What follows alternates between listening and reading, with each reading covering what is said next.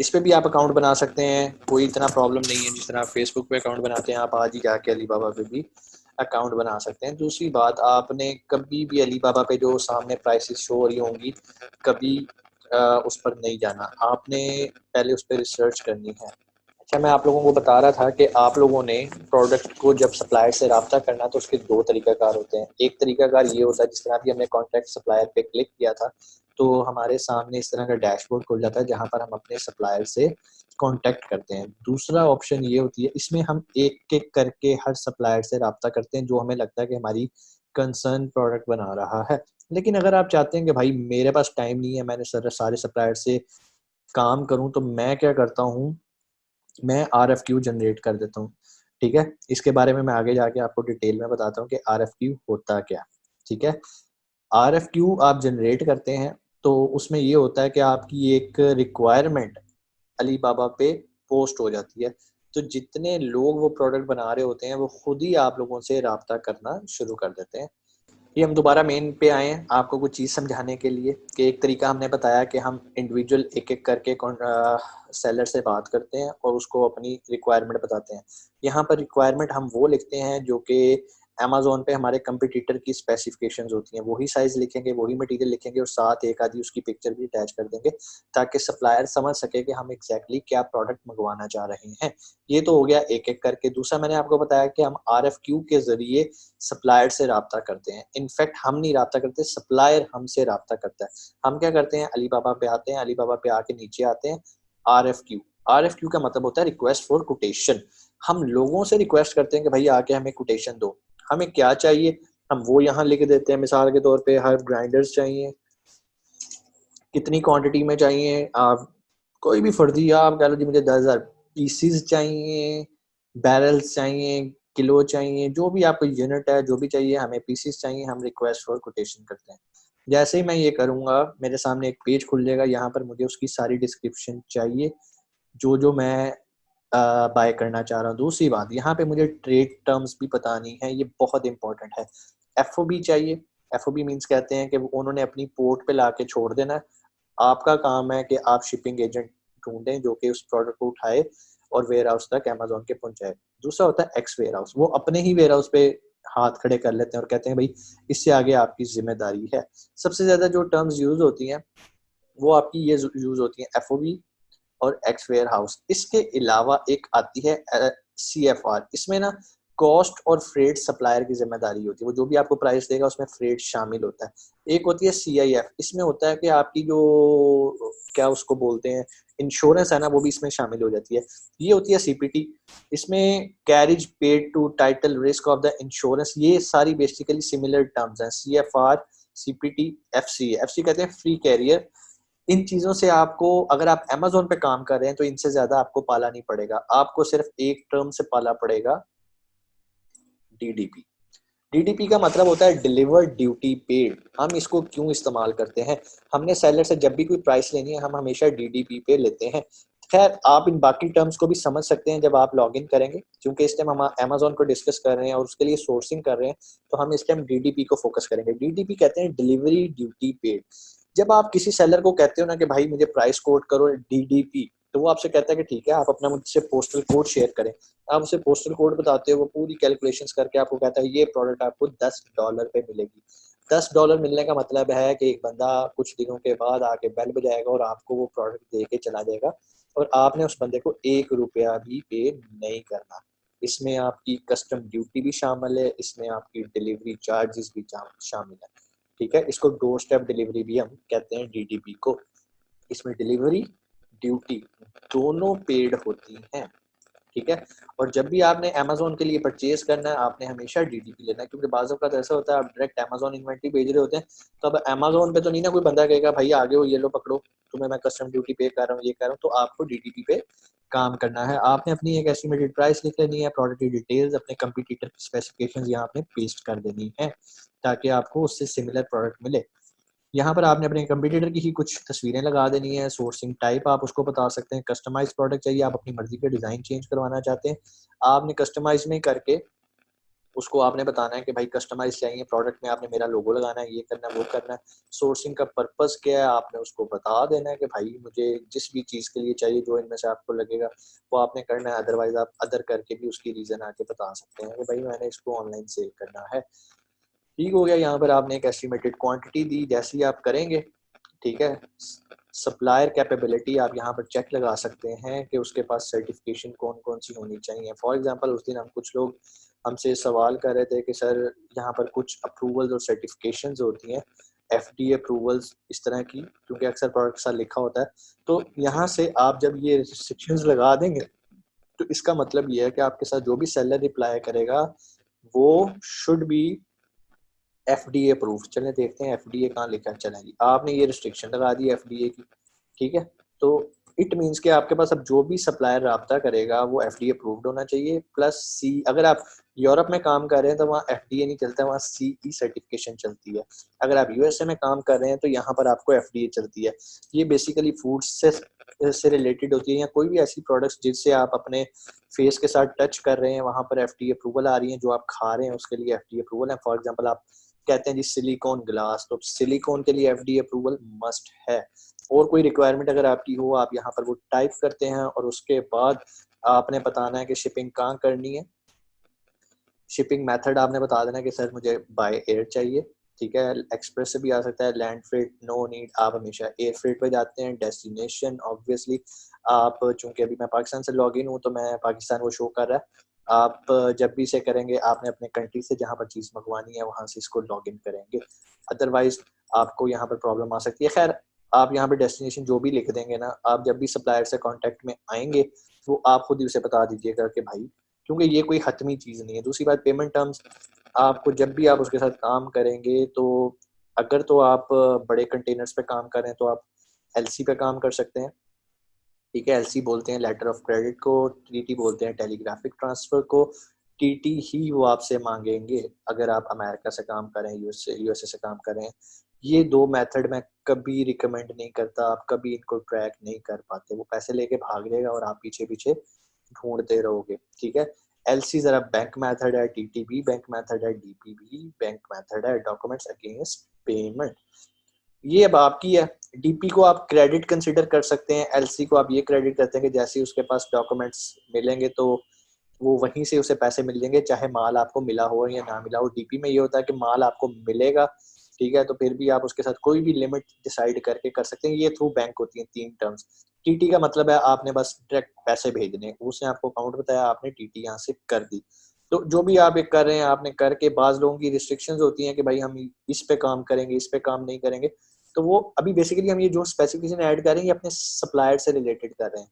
करने के बाद आप सबमिट पे करेंगे तो आपकी एक इंक्वायरी अलीबाबा के प्लेटफॉर्म पे पोस्ट हो जाएगी, ठीक है। जैसी पोस्ट हो जाएगी सब सप्लायर्स को जो कि आपकी कंसर्न प्रोडक्ट से रिलेट करते होंगे या सप्लायर होंगे, उनको एक ईमेल चली जाएगी कि भाई एक नया गाहक आ गया, तो अपनी अपनी कोटेशनें लेके पहुंच जाओ। वो सब लोग आपको कोटेशंस भेजेंगे। अब जब कोटेशंस भेजेंगे वो कोटेशंस आएंगी कहाँ पर, आप ऊपर जाएं तो ये आप मैसेजेस देख रहे हैं, आप यहाँ मैसेजेस पे आएंगे तो यहाँ पर लाइन लगी होगी कोटेशंस की, जैसे कि अभी मुझे भी लगी हुई है, हालांकि मैं इस पे अभी कोई फिलहाल आजकल नहीं काम कर रहा। लेकिन ये खुल गया, यहाँ पर ये मैसेजेस आए होंगे और वो आपको अपनी कोटेशंस दे रहे होंगे। ये किस तरह का एक खुल जाएगा, क्योंकि आप बाहर हैं इस टाइम, यहाँ पर मैसेजेस आ जाएंगे। ये सब लोगों ने मुझे मैसेजेस किए हुए हैं, ठीक है, कि भाई हम ये बनाते हैं, हम ये बनाते हैं, आप हमारे साथ काम करें। जैसे ही यहाँ पर आएगा आप उसके साथ गपशप शुरू कर देंगे, बातचीत शुरू होगी। यहाँ पर ही आपने वी चैट उससे शेयर कर लेना अपना, फिर उसको सुकून से वी चैट पे आपने उससे डील करते रहना। लेकिन आप कहते हैं कि भाई मैंने वी चैट पे नहीं करना, मैंने तो यहीं पर बात करनी है, तो आप यहीं बात कर सकते हैं। यहाँ की बात सिक्योर होती है और वो आपको ब्लफ नहीं कर सकते। अदरवाइज जब आप यूएसए और यूके के सेलर होते हैं तो वैसे भी सोच समझ के आपके साथ बोंगियां मारते हैं और आपके साथ ब्लफ करते हैं। ये देखें जी, ये मुझे एक कोटेशन आई हुई है, मैंने अपनी एक आरएफक्यू जनरेट की थी कि फॉर एग्जांपल मुझे ड्यूरेबल स्ट्रेंथ कॉपर रॉड्स चाहिए, मैंने एक पूरी आरएफक्यू बना के भेज दी थी। खैर ये अमेजोन से रिलेटेड तो नहीं थी। तो यहाँ पर मुझे मेरे जितने भी लोग थे उन्होंने मुझे राब्ते किए कि सर हमारी ये हिस्ट्री है, हम ये काम करते हैं, ये हमारा प्रोफाइल है, ये स्काइप ईमेल व्हाट्सएप पर फलाना फलाना फलाना, ठीक है। मैं एक प्रोडक्ट भी सर्च कर रहा था एक ज़माने में, मैंने शटल कॉक को बहुत हंट किया, शटल कॉक में मुझे अच्छा पोटेंशियल उस टाइम लगा, लेकिन हर प्रोडक्ट के स्टैट्स हर टाइम बेहतर नहीं होते। अब शायद ये ना हो, आप लोग भी करके देखिएगा। अगर ये शटल कॉक्स आपको मिले, RFQ बनाइएगा, ये देखें इनकी कोटेशंस आ गई और ये मुझे अब हर बार तंग करते रहते हैं, डिफरेंट टाइप की कोटेशंस, डिफरेंट टाइप की शटल कॉक्स। तो यहाँ पर आपको जो RFQ में आपने किया होता है वो वहाँ पर आपको मिलना शुरू हो जाता है, वो लोग आपसे रब्ता शुरू कर देते हैं। अब ये तो हो गई, आपको पता चल गया कि आपने कैसे ढूंढना है सप्लायर, ठीक है, और उससे कैसे कांटेक्ट करना है। मैं अब जाता हूँ इधर। अब जैसे ही मैंने उस प्रोडक्ट पे क्लिक किया ना, और मैंने आपको कहा था कि आपने उसी प्रोडक्ट पे क्लिक करना है और उसी पे ही काम करना है जिसकी आपको यहाँ पर ट्रेड एश्योरेंस मिल रही हो। ये देखें, मैं इस पे क्या, मुझे ट्रेड एश्योरेंस लिखा आ रहा है कि ये एक ऐसा ट्रेडर है जो कि इस पे एक अरसे से बेच रहा है, तभी इसको ये तमगा मिला हुआ है, ये क्राउन मिला हुआ है। दूसरा, आपने इसके दिल देखने हैं कि इसकी रेटिंग्स क्या चल रही हैं। ये इसको परफॉर्मेंस इंडेक्स भी कहते हैं, जैसे हम रेटिंग्स कहते हैं ना अमेजोन पे, और रिव्यूज कहते हैं, यहाँ पर इसको इंडेक्स बोलते हैं। ऊपर हमने देखना है ये वेरीफाइड सप्लायर। अब ये एक पॉइंट समझने वाला है आपको कि वेरीफाइड सप्लायर से क्या मुराद है। क्या अली बाबा खुद जाके उस कंपनी को फिजिकली चेक करके आया? नहीं, ऐसा हरगिज ये नहीं होता। उसने थर्ड पार्टी कंपनीज हायर की होती हैं जो कि जाती हैं और जाके उस कंपनी को अप्रूव और वेरीफाई करती हैं कि यस, ये कंपनी जो प्रोडक्ट बेच रही है ये वाकई इसकी फैक्ट्री में बन रही है या नहीं बन रही, क्या इसके पास वाकई फैसिलिटी है या नहीं है। दूसरी बात, हमें यहाँ से इसकी तस्वीरें देख के अंदाजा हो जाता है कि भाई ये ट्रेडर है या मैन्युफैक्चरर है, ठीक है। मुझे इसकी तस्वीरों में कहीं इसकी फैक्ट्री की कोई तस्वीर नजर नहीं आ रही और मैं एज्यूम कर सकता हूँ कि ये एक ट्रेडर है। नीचे आते हैं और नीचे आपको मैं आके बताता हूँ कि ये जो थर्ड पार्टी जिसने इसकी इंस्पेक्शन की है उसका क्या बायोडाटा है। आप इसकी सर्टिफिकेशन देख सकते हैं, CE सर्टिफिकेशन है, EU है, FD है और SGS है, ठीक है। यहाँ पर इनकी साइज डिटेल्स हैं, इस प्रोडक्ट की पूरी डायमेंशंस इसने दी हुई हैं, पूरी उसने प्रोडक्ट के बारे में बता दिया है। नीचे दोबारा वीडियो लगा दी है, अपनी बाकी प्रोडक्ट्स बता दिए हैं। यहाँ पर अब इसने प्रोडक्शन प्रोसेस लगाया हुआ है। यहाँ से हम देखते हैं क्या ये वाकई कोई फैक्ट्री है। हम इन पिक्चर्स के अंदर सिमिलैरिटी ढूंढने की कोशिश करते हैं कि सब ने एक जैसे कपड़े पहने हुए, इधर जो बंदा, इधर जो बंदा, इधर जो बंदा, इसने नेट से पिक्चर्स उठा के लगा दी हैं। यूजुअली ये लोग भी बड़े सियाने हैं, ये क्या करते हैं, फैक्ट्रियों के पास जाते हैं, वहाँ जाके फोटोशूट कराते हैं, वीडियोस बनाते हैं, इसलिए ये भी कोई इतना ऑथेंटिक मेथड अब नहीं रह गया हुआ। लेकिन फिर भी जो समझदार बंदे हैं हमें तो देखते हैं अंदाजा हो जाता है कि ये ट्रेडर है या क्या है, और मुझे ये ट्रेडर लग रहा है। खैर, नीचे आते हैं। उसने एक अपनी फैक्ट्री की तस्वीर भी लगाई हुई है।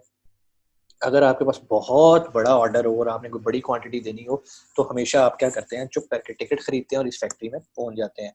और 80% ऐसा होता है जब आप पहुंचेंगे तो आपको वो फैक्ट्री वहां मिलेगी नहीं, पता चलेगा कि भाई इन्होंने एक सर्टेन टाइम के लिए एक ट्रेडर को माल बेचा था, उसके बाद अब उसका उन ट्रेडर से कोई ताल्लुक नहीं है। इसलिए बड़ा मोहतात रहना होता है कि आप कोई भी काम करें। ये ऐसा काम है, ये एक्सपीरियंस से आता है, हमारे खा के आता है, इसकी कोई बुक्स नहीं है। बुक्स पे ऐसे ही है जिस जो चीज़ें मैं आपको बता रहा हूँ कि आप ये चीज़ वेरीफाई कर लो, ये वेरीफाई कर लो, लेकिन उसके बाद भी चांसेस हैं, ठीक है। अब आपने ऊपर देखा था कि वेरिफिकेशन, अब वेरिफिकेशन कहाँ कहाँ से है। इसकी वेरिफिकेशन SGS ने की हुई है और उसने क्या क्या वेरीफाई किया हुआ है वो यहाँ पर इसकी प्रोडक्ट्स और इसके आप इन्हें रीड करेंगे ना तो आपको यहाँ से पता चल जाएगा। बाकी मैं आपको जनरल बता देता हूँ कि ये जो जितनी भी वेरिफिकेशन होती हैं ये ज़्यादातर SGS करता है। SGS क्या है, आप गूगल पे जाके भी इसके बारे में सर्च कर सकते हैं। यहाँ पर ये शो नहीं करा, अदरवाइज यहाँ पर ना लिखा आ रहा होता है कि इसे किसने वेरीफाई किया। Trade assurance protect your alibaba.com orders, ये आपको महफूज करती है। बाकी आपने ये वेरिफिकेशन ऐड लाजमी देखना है, कंपनी प्रोफाइल में होगा शायद। ये इनके R&D सर्टिफिकेट्स हैं।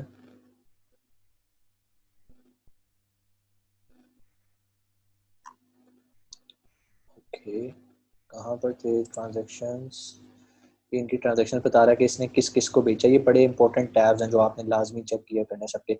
ये बंदा 50 यूनाइटेड स्टेट्स को बेच चुका है। कब बेचा है इसने? 15/11/2020 को। रिसेंटली इसने USA के साथ काम किया है, उससे पहले काफ़ी पहले USA के साथ काम किया था, इनके साथ काम किया था। मीन्स के इसकी कोई इतनी अच्छी खास फ्रिक्वेंसी नहीं है। हमने देखना है कि रिसेंटली और बड़ी क्वांटिटी में किसने काम किया हुआ है। इसकी मैक्सिमम कैपेसिटी 1000 यूनिट आ रही है। इसका मतलब ये है कि आपने इसको ज़रा ध्यान से ही ऑर्डर देना है और बायर्स रिव्यूज़ मस्ट पढ़ लीजिएगा। ये मैनिपुलेटेड भी हो सकते हैं, लेकिन क्या करें, डूबते को तिनके का सहारा, आपको यहीं से ही काम चलाना पड़ता है। अब ये गुआंगडोंग प्रोविंस है, इससे मुझे पता चल रहा है कि ये ट्रेडिंग कंपनी है, गुआंगडोंग में ही शेंजन है। अब ये देखें जी, इन्होंने अपने साथ क्या लिखा हुआ, ट्रेडिंग कंपनी। इट मीन्स के हो सकता है कि इनका ऑफिस ट्रेडिंग कंपनी वाला गुआंगडोंग में हो और मैन्युफैक्चरिंग सिटी कोई और हो, जहाँ पर हो सकता है। और इसका मैं आपको पता करके बताऊंगा कि ये अभी नए प्लेटफॉर्म में trade capacity, production capacity, quality control, सिर्फ मुझे ये जानना है कि ये वेरीफाई किसने किया, क्योंकि अली बाबा पे 2-3 कंपनीज हैं जो कि इस प्रोडक्ट को वेरीफाई करेंगी, इस कंपनी को वेरीफाई करेंगी एक्चुअली कि ये वेरीफाइड कंपनी है। बस मुझे ये जानना है कि ये किसने जाके वेरीफाई किया, मींस कौन गया था इंस्पेक्शन करने। वो आपको पता चल जाता है कि यार एसडीएस ने किया या इस कंपनी ने किया है, जिसने भी खैर की हो। जब किसी के साथ वेरीफाइड का टैग लग जाता है, इट मींस के वो एक रिलायबल सेलर बन जाता है अगेंस्ट उसके जो कि एक जिसके पास ये टैग्स नहीं है।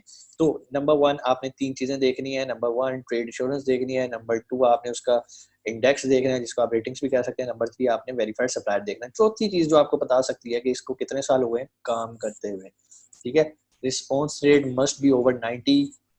आपको ट्रांजैक्शंस का पता चलेगा, मींस जितना टाइम आप इस पेज पे गुजारेंगे और अपने सप्लायर का डाटा इकट्ठा करते रहेंगे, उतना आपके लिए बेहतर होगा। ये देखें जी, मैं यहाँ पे कंसिडर कर सकता हूँ क्योंकि ये एसडीएस से भी अप्रूव्ड है। इट मींस कि इसकी वेरिफिकेशन जो है ना वो एसडीएस ने की होगी। बाकी फिर भी मैं इस पर काम करूंगा और मैं आपको एग्जैक्ट बता दूंगा कि इसका जो नया जो चेक करने का तरीका है वो क्या है। पहले तो यहाँ लिखा आ रहा होता था कि verified by this and this. अब यहाँ पर ये बिल्कुल शो नहीं कर रहा, अदरवाइज उसके प्रोडक्ट पेज पे ही होता था कि इसे एसडीएस ने अप्रूव किया है।